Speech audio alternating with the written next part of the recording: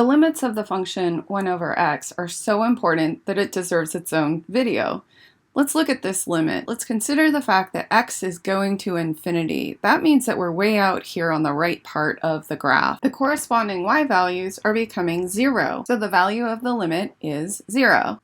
Likewise, let's look at the limit as x goes to negative infinity. Now we are considering large negative values of x, and again, the y values are going to 0, and so the limit has a value of 0. We took limits of infinity and got a real number, 0. This suggests that you have a horizontal asymptote on the graph of 1 over x. And here it is. It's the x-axis. Next, let's make sure that we understand this value of 0 as a limit by constructing a table of values.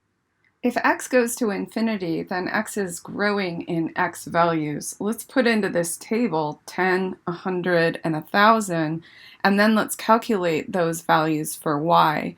For 10, it looks like we get a tenth. For 100, we would have 1/100th, and for 1,000, we would have 1/1,000th. Now, each of these values is getting closer and closer to 0, and so y is going to 0, and that's the value of the limit. Likewise, let's analyze negative large numbers and see what happens for y. As we input -10, we got -1/10th, so -0.1, -1/100th, and finally -1/1000th. Now all of these are also going to 0, so y is going to 0 as x goes to negative infinity.